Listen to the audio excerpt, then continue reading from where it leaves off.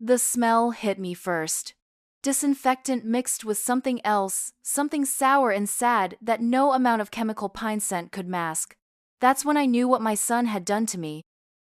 My name is Margaret Wilson. I'm 68 years old, and my only son just dumped me in the cheapest hospice he could find, so he wouldn't have to delay buying his new boat.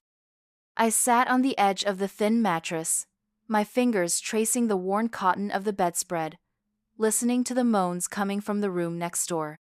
The walls were so thin I could hear the television playing 3 doors down some game show with too bright music that seemed to mock everyone trapped in this place. This wasn't the assisted living facility James had shown me in those glossy brochures, the one with the garden paths and the weekly piano concerts in the sunny common room, the one that cost $5,200 a month. No, this was Sunny Pines Hospice bare minimum, Medicaid-approved facility on the edge of town that charged half that amount. The place people ended up when their families had written them off. "It's just temporary, Mom," James had said, not quite meeting my eyes as the staff helped me with my small suitcase, "just until we figure things out with the insurance." But I'd seen the paperwork he thought I was too medicated to notice, the 6-month contract he'd signed, the way he'd rushed through the intake process, checking his watch every few minutes, mentioning something about a meeting with the boat dealer. After 68 years on this earth, 43 of them as a mother, you develop a sense about when you're being lied to. The truth was, I wasn't supposed to be in hospice at all. My cancer was in remission. The doctors had given me a cautiously optimistic prognosis just 3 weeks ago. "We'll need to monitor you closely, Mrs. Wilson, but the treatment has been more successful than we anticipated." It was the monitor closely part that James had used as an excuse. "You need care, Mom. Professional care." What I needed was time to regain my strength after the chemotherapy had taken it, time in my own home with some help coming in. Time that wouldn't cost my son the down payment on his precious 35-foot Catalina yacht. The door to my room opened without a knock, and a harried-looking nurse's aide stepped in. Her scrubs were faded from too many washings, and dark circles shadowed her eyes. "Dinner in 20 minutes, Mrs. Wilson," she said, checking something off on her clipboard. "Do you need help getting to the dining room?" "No, thank you," I said, straightening my back despite the pain. "I can manage." She nodded and was gone before I could ask her name, off to the next room, the next patient, the next problem to solve in an understaffed facility that smelled of endings. I'd spent my entire adult life solving other people's problems. 28 years as an elementary school librarian, helping children find just the right book, bandaging scraped knees, and wiping away tears when they didn't get picked for the kickball team. When I wasn't at school, I was taking care of my husband, Frank, through his long battle with Parkinson's. And after Frank passed, I'd spent the next decade helping to raise James's children while he and his wife built their careers. My life had been given in service to others, and now, when I needed help, my son had found the cheapest option and walked away. I reached for my Persione of the few possessions I'd been able to bring in, pulled out my wallet. Inside was a bank card linked to an account that James didn't know existed. An account that contained 40 years of careful saving, birthday checks from my late mother that I'd never cashed, the modest inheritance from Frank's life insurance that I'd squirreled away instead of using to help James with his first house as he'd expected. It wasn't a fortune by any means, but it was enough. Enough for what I now knew I needed to do. With trembling fingers, I also pulled out the business card Dr. Rate Michaels had given me at my last appointment. "If you need anything," she'd said, pressing it into my hand. "Anything at all." My fingers found my cell phone next. James had graciously allowed me to keep it, though he'd expressed concern about unnecessary stress from too many calls. What he really meant was he didn't want me calling my friends and telling them where he'd stashed me. I dialed the number on the card. It rang 3 times before a warm voice answered. "Dr. Michael's office." "This is Margaret Wilson," I said, surprised by the steadiness in my voice. I need to speak with Dr. Michaels, it's urgent. 20 minutes later, I made my way to the dining room, where pale green walls and fluorescent lighting did nothing to improve the appearance of the gray meat and mushy vegetables on the plastic trays. I took a seat at a table with two other women who didn't look up from their food. "Hello," I said, unfolding my napkin. "I'm Margaret." The woman closest to me glanced up briefly. "Irene," she said. "Don't bother with the meat, it's like chewing on a tire." The other woman didn't introduce herself, but she nodded in agreement. "How long have you been here?" I asked Irene, pushing the suspicious meat to the side of my tray. 3 years, she said, her voice flat. "My daughter put me here after my stroke. She visits at Christmas." "I'm sorry," I said, meaning it. Irene shrugged. "It is what it is. You'll learn to manage your expectations." But I had no intention of managing my expectations. I had no intention of staying long enough to need to. After dinner, there was a recreation hour in the common room. A well-meaning volunteer led a listless game of bingo while an ancient television played muted news in the corner. I sat in a chair near the window, watching the sunset paint the parking lot in deceptively beautiful shades of pink and gold. My phone buzzed in my pocket. A text from James. "Getting settled in okay. Emily and I are taking the kids out for ice cream to cheer them up about Grandma being away. Talk tomorrow."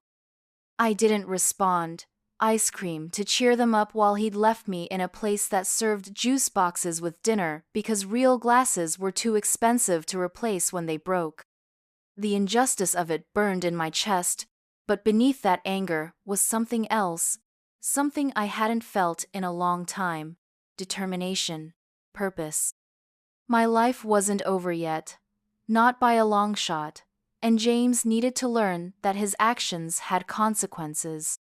When recreation hour ended, I returned to my room and waited. At 9 o'clock, the night nurse made her rounds, dispensing medications and checking that everyone was settled for the evening. "Good night, Mrs. Wilson," she said after I dutifully swallowed the pills they'd been instructed to give me. "Sleep well." I waited until her footsteps receded down the hall before spitting the pills into a tissue. Then I reached for my phone again. My first call was to my old friend Meredith, who had been my colleague at the school for 20 years, and who had been texting me relentlessly since James had suddenly moved me from my home. "Mary," I said when she answered, "I need a favor." My second call was to my bank. It took some doing and a warning that I would close my accounts entirely if they didn't help me, but eventually I was able to arrange for what I needed. My third call was to Robert Chen, an attorney who had helped me with my will years ago. "Mrs. Wilson," he said, sounding surprised. "It's been a while." "Too long," I agreed, "and I find myself in need of your services again." By the time I finished my calls, it was nearly midnight. My back ached from sitting on the hard chair and exhaustion pulled at my bones. But for the first time since James had driven away from Sunny Pines, I felt a sense of control returning. Tomorrow would be a new day, the first day of my plan. I slept better than I expected on the thin mattress, waking to the sound of breakfast carts being wheeled down the hallway. The morning aide different from the one the night before helped me with my shower and seemed surprised when I asked for help setting my hair. "Most ladies just want the basics," she said, plugging in the small hairdryer I'd brought. "Today's an important day," I told her. "I have visitors coming." By 10 o'clock, I was dressed in my best Outfita blue dress with a matching cardigan that brought out what little color was left in my face after months of chemotherapy. I'd applied a touch of lipstick and the pearl earrings Frank had given me on our 30th anniversary. When Dr. Michaels arrived, her face was a thundercloud. "This is completely inappropriate," she said after examining my chart at the nurse's station. "You are not terminal. You shouldn't be in hospice care." "That's what I tried to tell my son," I said quietly as she checked my vitals in my room. I'm calling your insurance company right now, she said, pulling out her phone, and then I'm speaking to the administrator here. 2 hours later, I was sitting in the administrator's office, a cramped space with fake plants and motivational posters that had faded with age. Dr. Michael sat beside me, along with Robert Chen, who had arrived with a briefcase full of paperwork. Mrs. Wilson's insurance does not approve hospice care for her condition, Dr. Michaels explained to the nervous-looking administrator. She requires assisted living at most, and honestly, with proper home care, she could return to independent living within months. I see, the administrator said, shuffling through the paperwork James had submitted. Your son indicated. My son misrepresented my condition, I interrupted, my voice firm. And I believe he did so intentionally. The administrator's eyes widened slightly. That's a serious accusation. Yes, it is, Robert Chen said, opening his briefcase. And one we're prepared to address legally if necessary. By early afternoon, arrangements had been made for my discharge from Sunny Pines. The administrator, increasingly concerned about potential liability, had become remarkably helpful. We'll need to contact your son, she said, as your emergency contact. You will not, I said firmly. I am of sound mind and I make my own decisions. Mr. Chen has the paperwork to prove it. Robert nodded, sliding a document across the desk. The durable power of attorney I had signed last night, removing James from any decision-making capacity regarding my care. At 3 o'clock, Meredith arrived with her station wagon. The staff helped move my few belongings from the room while Dr. Michaels spoke with a discharge nurse. Are you sure about this, Maggie? Meredith asked as we waited in the lobby. You know you're welcome to stay with David and me for as long as you need, but this seems extreme? I supplied. Maybe, but necessary. Meredith squeezed my hand. He's still your son. Yes, I said, feeling the weight of those words. And that's exactly why I need to do this. He needs to learn that I'm still his mother. As we pulled away from Sunny Pines, I didn't look back. Instead, I watched the road ahead, thinking of the next steps in my plan, the account I'd emptied that morning. The paperwork Robert would file tomorrow. The house I'd already put on the market through the real estate agent I'd called last night. All the pieces were falling into place. James called that evening while I was settling into Meredith's guest room. Mom, the hospice called me. They said you left. What's going on? Where are you? I let the question hang in the air for a moment before answering. I've checked myself out of that place you abandoned me in. Abandoned? Mom, that's not fair. I was trying to get you the care you need. No, James. You were trying to save money at my expense. My voice was calm, calmer than I felt.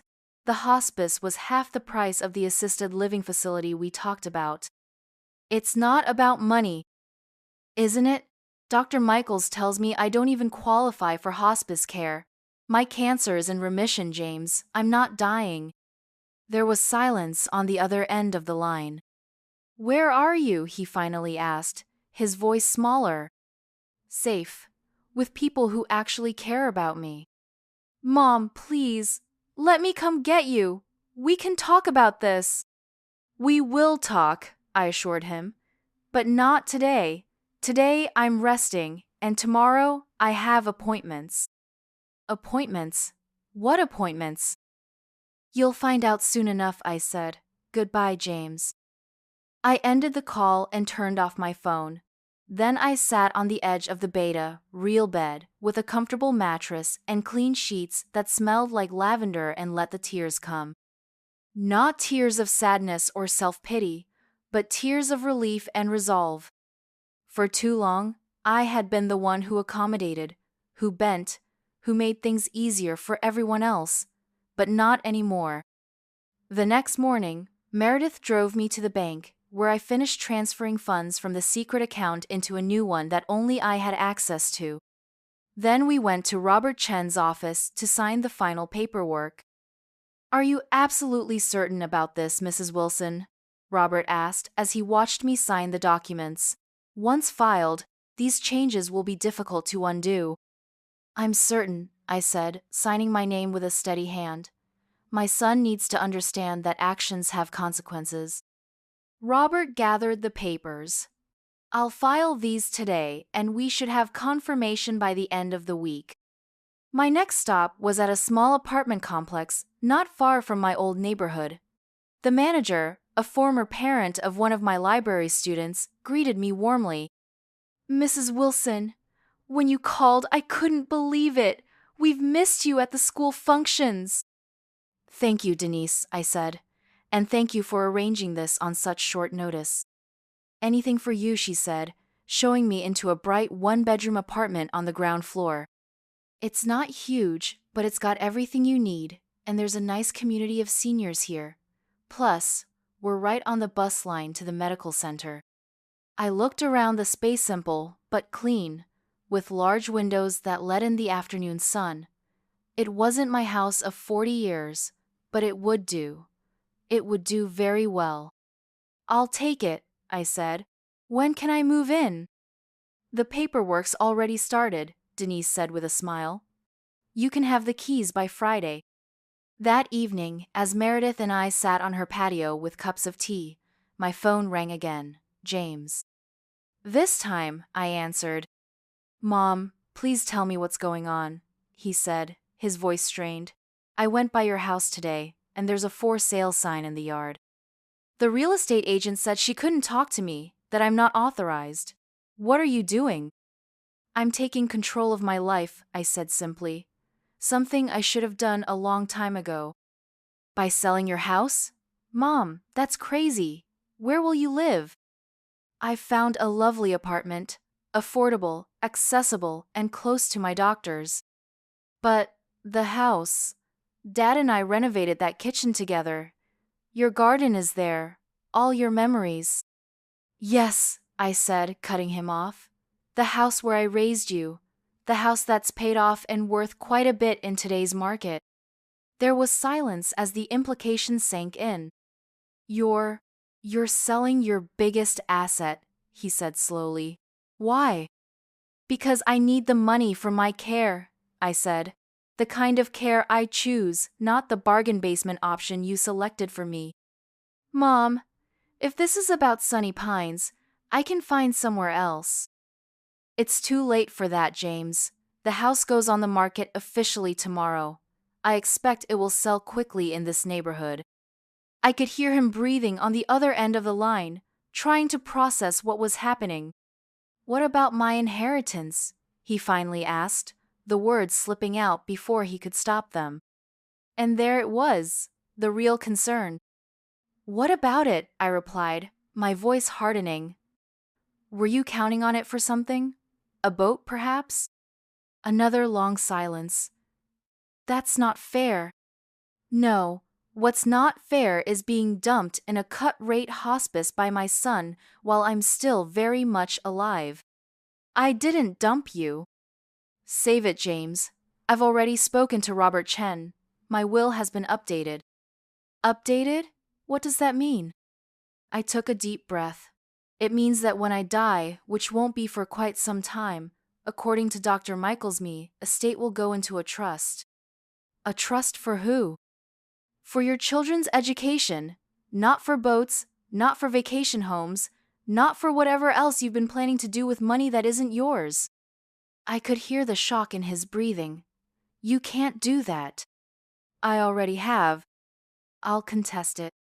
You can try, I said calmly, but Robert has made sure everything is in order. And he's documented the circumstances under which this change was made, including medical evidence that I am of completely sound mind and that you placed me in inappropriate care to save money while making a major purchase for yourself. James was quiet for so long, I thought he might have hung up. I didn't know the cancer was in remission, he finally said, his voice small. You never told me. I told you 3 times, James. You were too busy to listen, too busy planning your sailing trips for when I was gone. That's not true. Isn't it? Then why did I find boat brochures in your briefcase when you were helping me pack for Sunny Pines? Why did I overhear you on the phone with the dealer, saying you'd have the down payment once everything was settled with Mom? Another silence, longer this time. I made a mistake, he finally said. Yes, I agreed. You did. And now you get to live with the consequences. I ended the call and sat back in my chair, looking out at Meredith's garden as the sun began to set. My hands were shaking, but my resolve wasn't. For most of my life, I had put others first, my husband, my son, my students. I had given and given until there was almost nothing left of me. But cancer had taught me something important. My life was still my own, and it was time I started living it on my terms. As darkness fell, Meredith topped off our tea and sat quietly beside me, a true friend who understood that sometimes silence is the best support. He'll be angry for a while, she finally said. Yes, I agreed. He will. And then? I considered the question, thinking of all that lay ahead: the new apartment, the money from the house safely invested for my needs, the look on James's face when he eventually came to see me and found not a frail old woman waiting to die, but his mother, very much alive and in control of her own destiny. And then, I said, he'll either learn from this or he won't. But either way, I'll have done what I needed to do. For him? Meredith asked. I shook my head.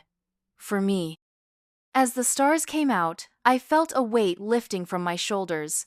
The weight of expectations, of obligations, of a lifetime spent trying to make everyone happy but myself.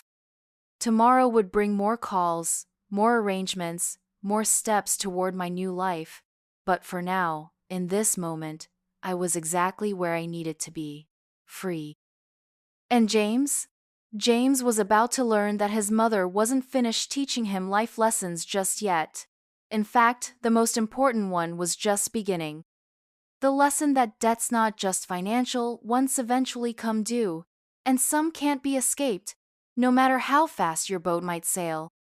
3 months can change everything.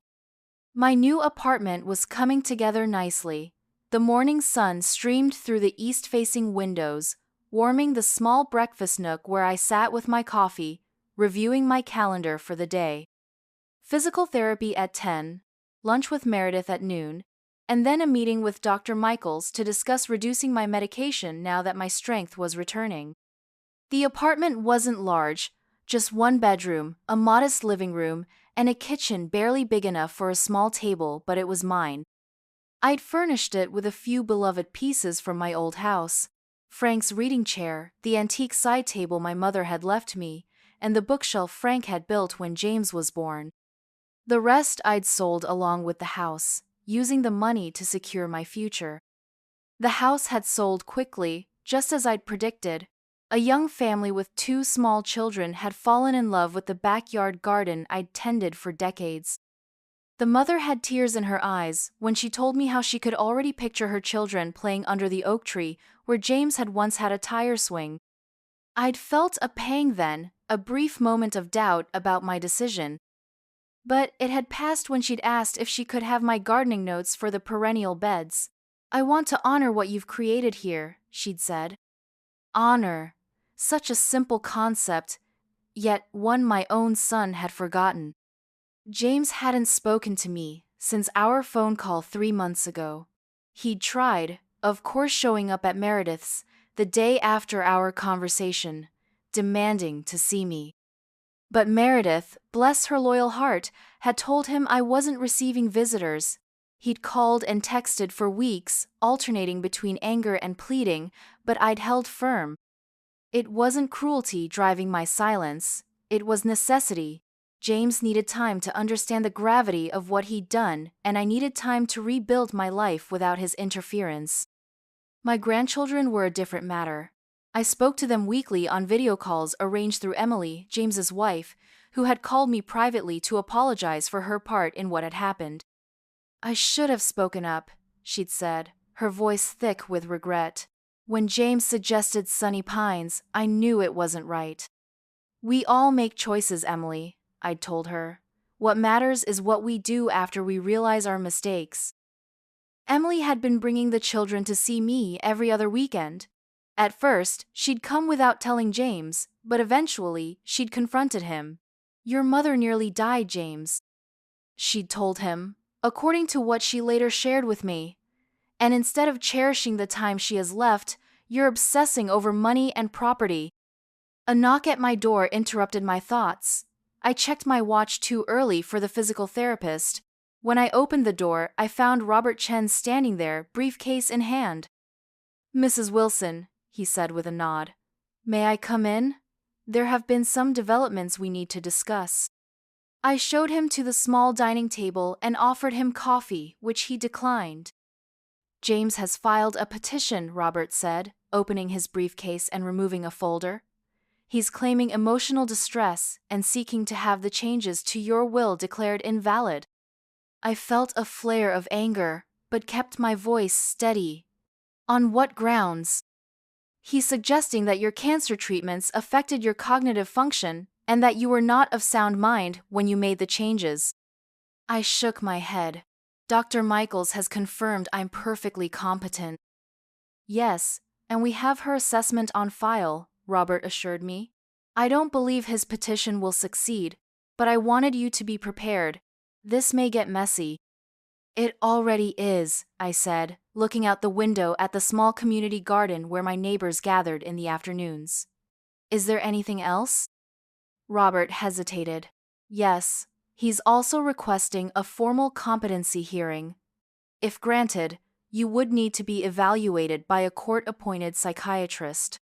The indignity of it washed over me. After all I had done for James, the sacrifices, the support, the unconditional love, this was how he responded to being held accountable.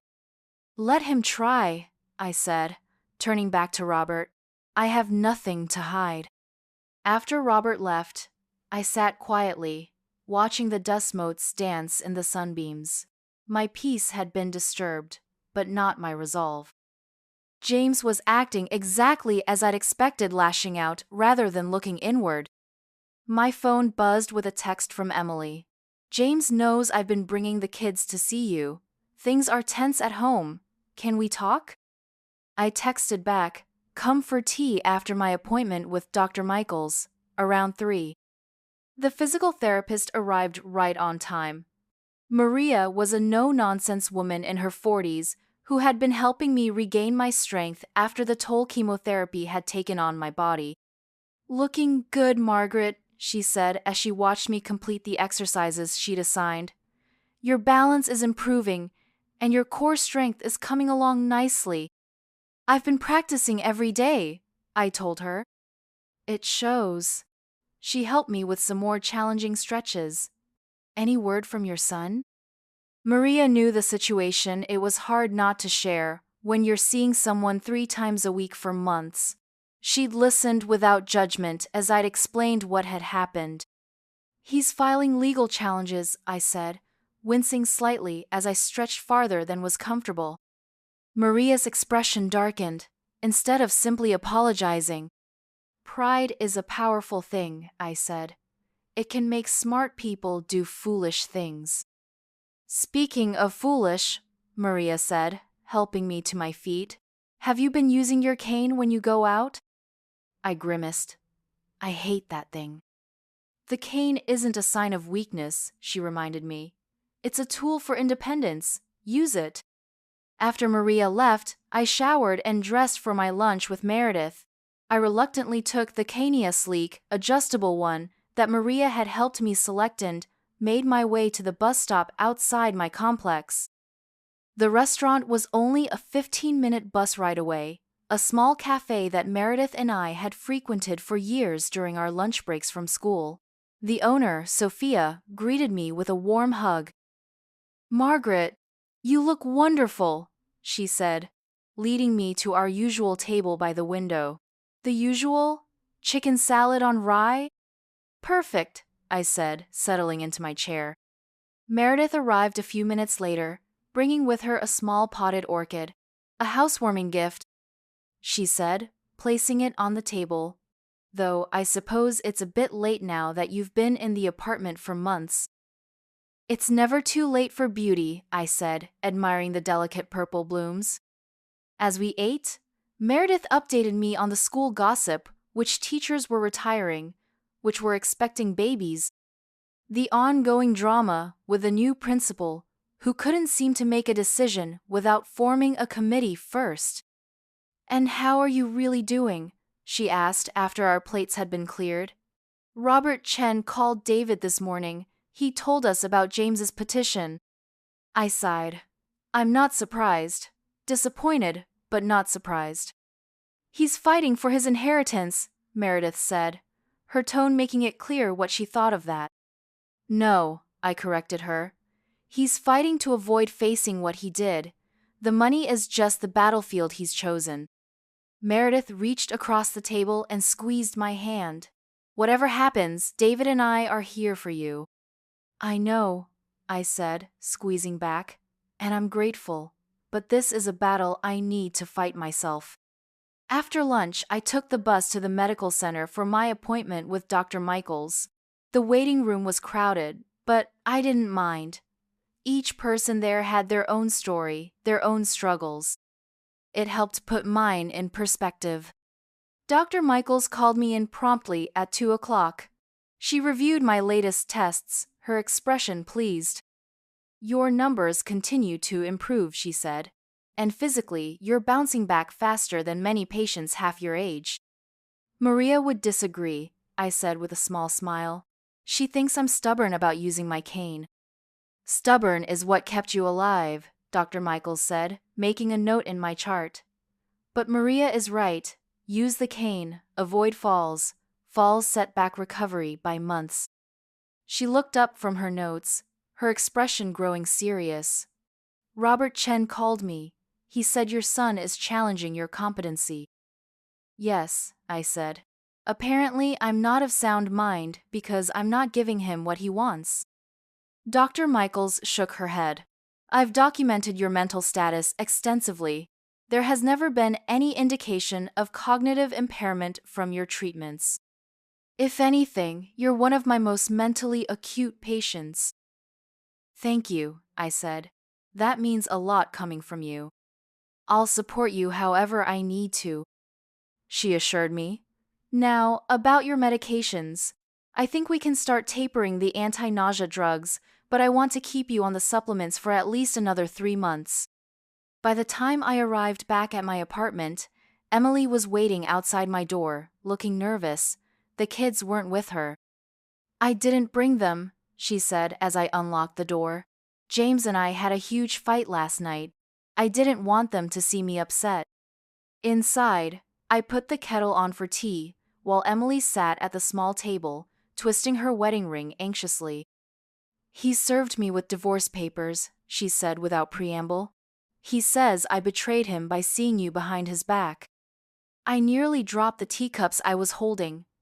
"Oh, Emily, I'm so sorry." She shook her head quickly. "Don't be. This has been coming for a long time. James has changed.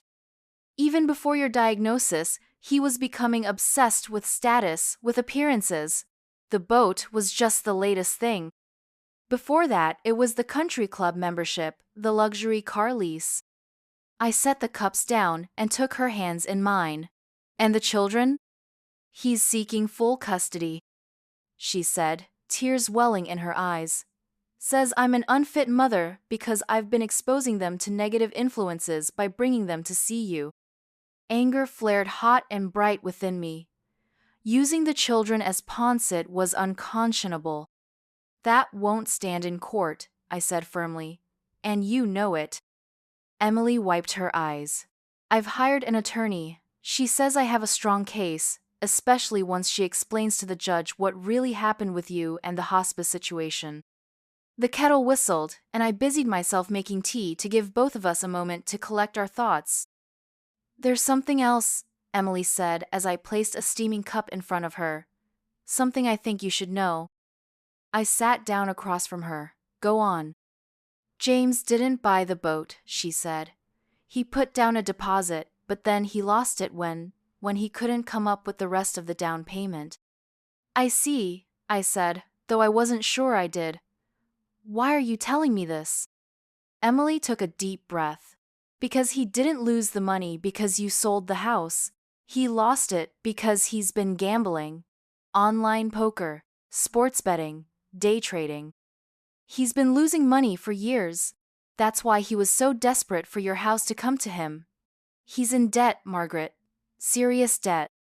The revelation hit me like a physical blow. I thought of all the times James had borrowed money over the years for supposed investments, for the children's activities, for home repairs. Had it all gone to gambling? Does he have a problem? I asked. An addiction? Emily nodded. I think so. I've tried to get him help, but he denies it. Says he's just had a run of bad luck, that he's due for a big win. The classic gambler's fallacy, I murmured. My librarian's mind automatically supplied the term. When I found out about Sunny Pines, Emily continued, about him putting you there to save money while he was planning to buy that stupid boat, I confronted him. He said it was an investment, that we'd make money chartering it, but I knew it was just another way for him to impress his friends at the club, another status symbol. I sipped my tea, trying to process this new information. It changed things, not my feelings about what James had done, but my understanding of why he had done it. What will you do now? I asked Emily. Fight for my children, she said, her expression hardening. Get a fair settlement. Start over. And will you be all right financially? She nodded. I have my own income, and my parents have offered to help if needed. We talked for another hour, making plans for the children's visits, discussing how to shield them from the worst of the legal battles to come. When Emily left, she hugged me tightly. I'm so sorry for what he did to you, she whispered. No matter what happens between James and me, you'll always be family to me and the kids. After she was gone, I sat in Frank's old reading chair as twilight deepened outside my windows. The anger I'd felt earlier had transformed into something more complex: sadness for the son who was losing his way, concern for my grandchildren caught in the middle, and a strange, unexpected sense of relief. Relief that the truth was finally coming to light. James's gambling explained so much: his increasing desperation for money, his poor decision-making, his willingness to compromise his ethics to solve immediate financial problems. It didn't excuse what he had done, placing me in a facility I didn't need to save money, but it helped me understand it. My phone rang, startling me from my thoughts. It was Robert Chen. Mrs. Wilson, he said, his voice unusually tense. I've just received a notice. The court has scheduled a competency hearing for next Tuesday. So soon? I asked, surprised at the speed of the legal system, which usually moved at a glacial pace. Your son has connections at the courthouse, Robert explained. A friend from his country club is a clerk for Judge Harmon. I see, I said, though the implications were troubling. And what should I expect? It's fairly straightforward. The judge will interview you, review Dr. Michael's assessments, and possibly hear testimony from other witnesses about your mental state. I've already subpoenaed your records from Sunny Pines, which clearly show you were inappropriately placed there. Will James be there? Yes, Robert confirmed, and he'll likely testify. After ending the call, I sat in the growing darkness, contemplating what lay ahead. The thought of facing James in court, having my competency questioned publicly, was deeply unsettling. But beneath my apprehension was a steely determination. This hearing wasn't just about my will or my money. It was about dignity, about truth. About a son learning that his mother was still a person with rights and feelings, not just a source of funds or an inconvenient responsibility. The next morning, I woke early and called Meredith. I need a ride to the mall, I said when she answered. Today, if possible. The mall? She questioned, clearly surprised. What for? I need something to wear to court, I explained. Something that says completely competent, but not vengeful harpy. Meredith laughed. I'll pick you up at 11. At the department store, I tried on multiple outfits under Meredith's critical eye. We finally settled on a navy blue pantsuit with a light blue blouse, conservative but not matronly, professional without being severe. You look like you could run a company, Meredith said approvingly. Or face down a wayward son in court, I added. We had lunch at the mall food court, something we hadn't done since our teaching days. As we ate our salads, Meredith studied me thoughtfully. You've changed these past few months, she observed. You seem stronger. Cancer has a way of clarifying things, I said. So does betrayal. Are you ready to see James on Tuesday? I considered the question carefully. Yes, I said finally. I think I am. This isn't how I wanted things to go, but maybe it's necessary. Maybe we both need this reckoning. The weekend passed quietly. I spent Saturday with my grandchildren at a nearby park, carefully avoiding any mention of their father or the upcoming hearing. On Sunday, I attended church for the first time since my diagnosis, finding comfort in the familiar hymns and rituals. Monday brought final preparations with Robert Chen, reviewing the documents we would present and practicing possible questions the judge might ask. Remember, Robert advised, just be yourself. You're articulate, clear-headed, and have legitimate reasons for the decisions you've made. The judge will see that. Tuesday morning arrived with a gentle spring rain. I dressed carefully in my new outfit, styled my hair, and applied just enough makeup to look polished but natural. As I fastened my pearl earrings, Frank's anniversary gift, I thought of him. I wish you were here, I whispered to his memory. But maybe it's better that you're not. You always expected better from James. Robert picked me up at 9 for our 10 o'clock hearing. The courthouse was an imposing stone building downtown, its steps slick with rain. Robert offered his arm as we ascended, and I took it gratefully, my cane in my other hand. Inside, the marble halls echoed with footsteps and muted conversations. We found our assigned courtroom and took seats at one of the tables up front. The room was nearly empty. Competency hearings weren't public spectacles, but I noticed Meredith and her husband David slipping in quietly to sit in the back row. At 5 minutes to 10, the door opened again, and James walked in with a man in an expensive suit who I assumed was his attorney. My son looked thinner than when I'd last seen him, with dark circles under his eyes and a tightness to his mouth that spoke of stress. Our eyes met briefly before he looked away, taking a seat at the other table. He didn't acknowledge me otherwise. The bailiff called the court to order, and Judge Harmon entered, a stern-looking woman in her 60s with silver hair cut in a practical bob. She reviewed the papers before her, occasionally glancing up at James and me. This is a competency hearing regarding Margaret Wilson, she announced.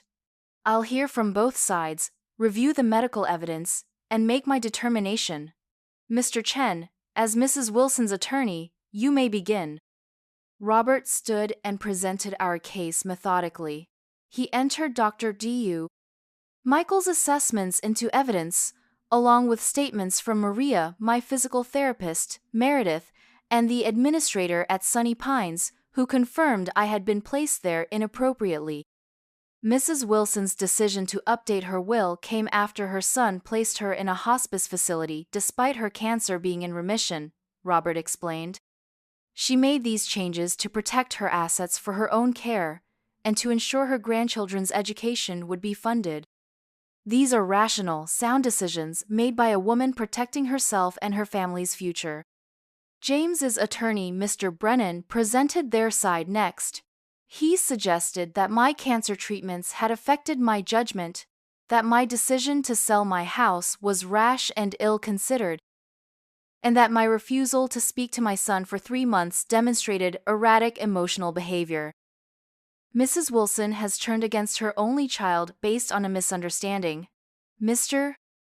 Brennan argued. She is punishing him financially for what was, at worst, a mistake made out of concern for her well-being. I kept my expression neutral throughout, though, inside, I was seething at the mischaracterization of what had happened. "I'd like to hear from James Wilson," Judge Harmon said, gesturing for James to take the witness stand. James was sworn in, and Mr. Brennan began questioning him. "Mr. Wilson, describe your relationship with your mother before this incident." James cleared his throat. "It was good, close. I've always looked out for her, especially after my father died. When she was diagnosed with cancer, I was devastated. I wanted to make sure she had the best care possible." "And why did you choose Sunny Pines for her care?" James shifted uncomfortably. "The doctor said she needed 24-hour monitoring. I researched facilities, and Sunny Pines seemed adequate. It accepted her insurance, which was important because her treatments had been expensive."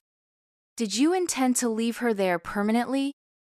"No, of course not," James said, glancing at me.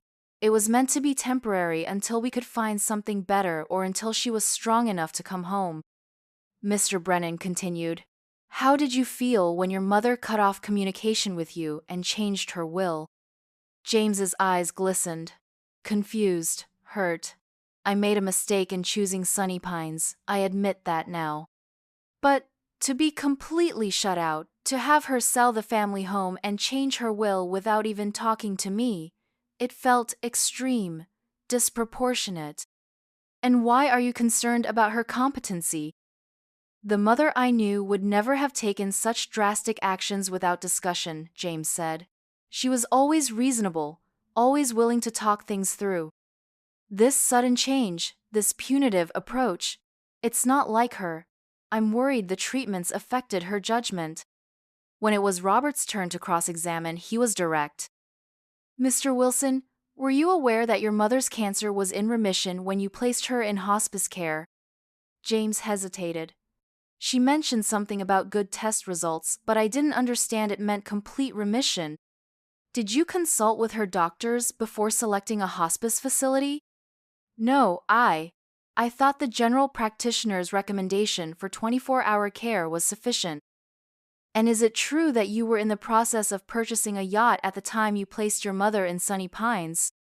James flushed.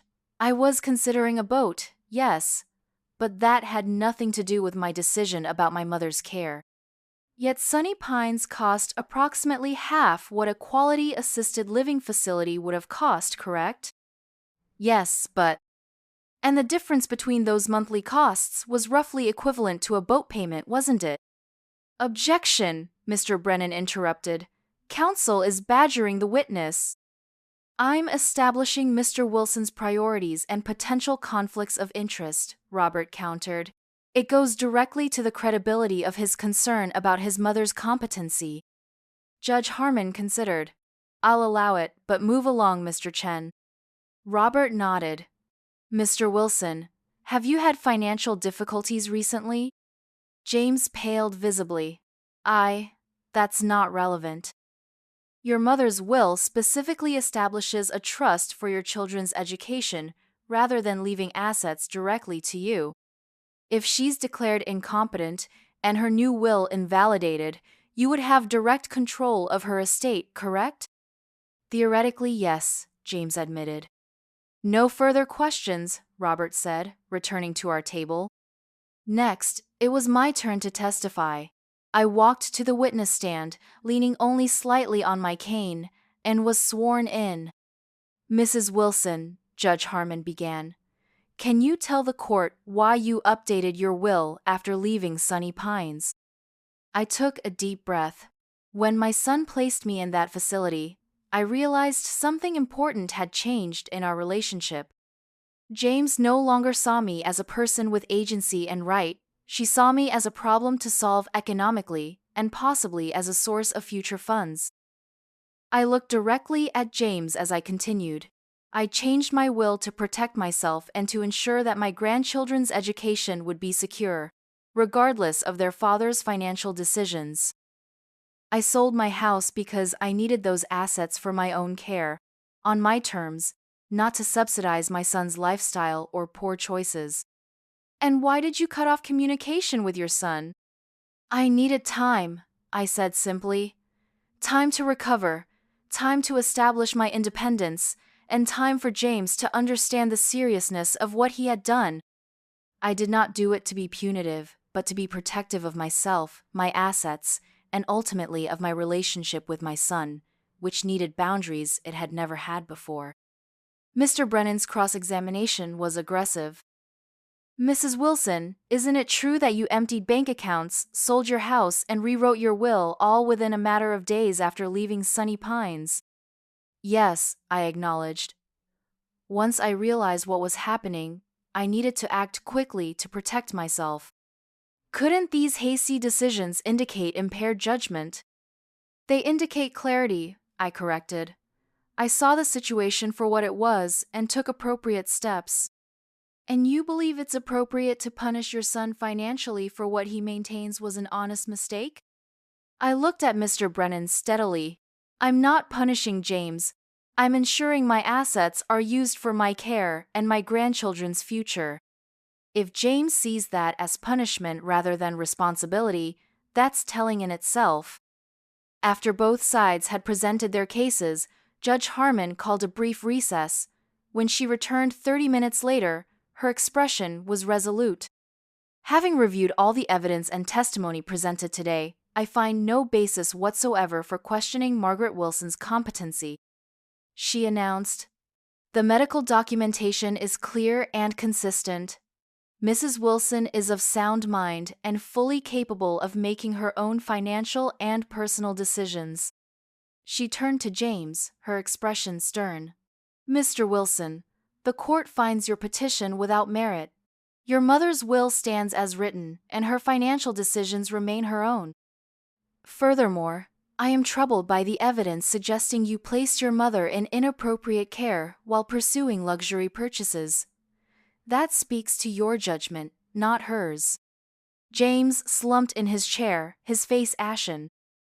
This matter is dismissed, Judge Harmon concluded, rapping her gavel.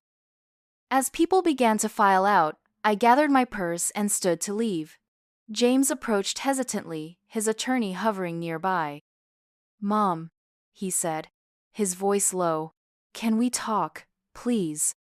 I studied my son's face, the face I had loved since the moment I first held him, now lined with stress and shame.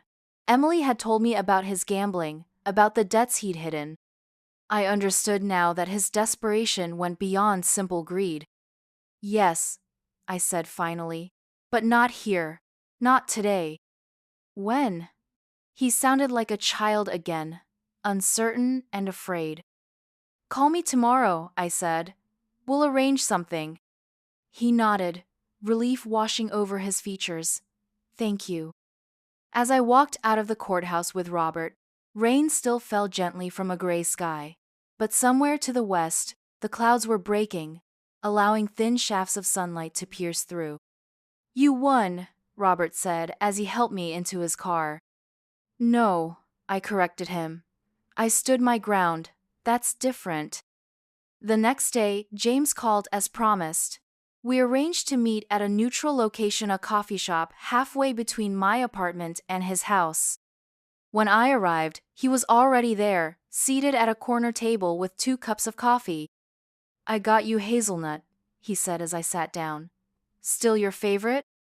I nodded, touched that he remembered such a small detail after everything that had happened.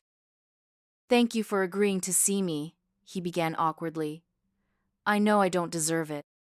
This isn't about what you deserve, James, I said. It's about what we both need. He looked down at his cup. Emily told me she spoke to you about my gambling. Yes, I said, she did. I've started going to meetings, he said, still not meeting my eyes. Gamblers Anonymous, twice a week now. Emily says if I stick with it, and if I agree to financial oversight, she'll consider halting the divorce. That's a start, I said, but it's going to take more than meetings, James. It's going to take real change. He nodded. I know. I'm seeing a therapist too. trying to understand why I did what I did. To you, to Emily, to myself. I sipped my coffee, giving him time. I was so afraid when you got sick, he finally continued.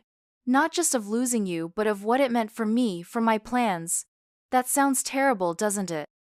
But it's the truth. I saw your illness as a threat to my financial security, to my status. And so you tried to minimize the cost, I said, by putting me somewhere cheap. He flinched at the bluntness but nodded. Yes, and I justified it by telling myself it was temporary, that you needed the care, that you wouldn't know the difference. But that was a lie. I knew Sunny Pines wasn't good enough. I couldn't face giving up the boat, the symbol of success I'd promised my friends, my club associates. The boat you couldn't actually afford, I added. Yes. He met my eyes finally. I've been living beyond my means for years, trying to keep up appearances. The gambling was supposed to be a shortcut to the lifestyle I thought I deserved. Instead, it became a trap. We sat in silence for a while, the ambient noise of the coffee shop filling the space between us. I don't expect you to forgive me, James said eventually, or to change your will back. What I did was unforgivable. Nothing is unforgivable between a parent and child, I said. But forgiveness doesn't mean there aren't consequences, or that trust can be instantly restored. What does it mean then? He asked. It means we have a chance to build something new, I said. Something honest, based on who we really are, not who we pretend to be. James nodded slowly. I'd like that. We talked for another hour, about his treatment program, about the children, about the hard road ahead as he faced his addiction and the damage it had caused. When it was time to leave, he helped me with my coat. Can I come see you again? He asked. Maybe bring the kids next weekend? I'd like that, I said. And James? The debt I've left you isn't financial. It's the obligation to be better for yourself, for your children, and for me. He nodded, understanding in his eyes for perhaps the first time. I'll try, Mom. Every day I'll try. As I watched him walk to his car, no longer the luxury model he'd leased, but a modest sedan, I felt something shift inside me.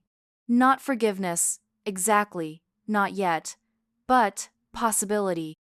The possibility that from this painful episode something genuine might emerge. 6 months later, my apartment has become a home. My strength has fully returned, and Dr. Michaels has declared me officially in long-term remission. James comes every Sunday with the children, sometimes with Emily, sometimes alone as they continue to navigate their complicated reconciliation. The trust I established with the proceeds from my house remains intact, dedicated to my care and my grandchildren's future. James has never again asked about his inheritance. Instead, he's focused on rebuilding his life, working with a financial counselor to address his debts, attending his meetings faithfully, being present for his children in ways he wasn't before. Last week, he brought me a gift, a small wooden planter box he'd made himself in a woodworking class he's been taking.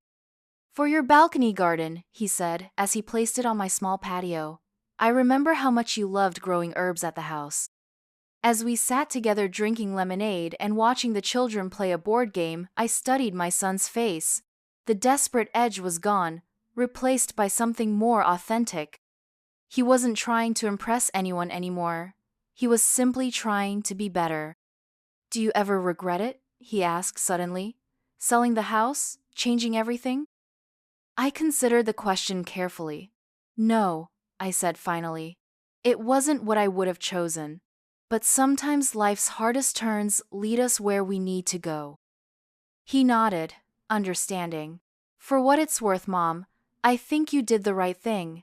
You forced me to face myself when no one else could. You left me a debt. I couldn't escape the debt of living up to the person you raised me to be. I reached over and took his hand. That's a debt worth paying, James.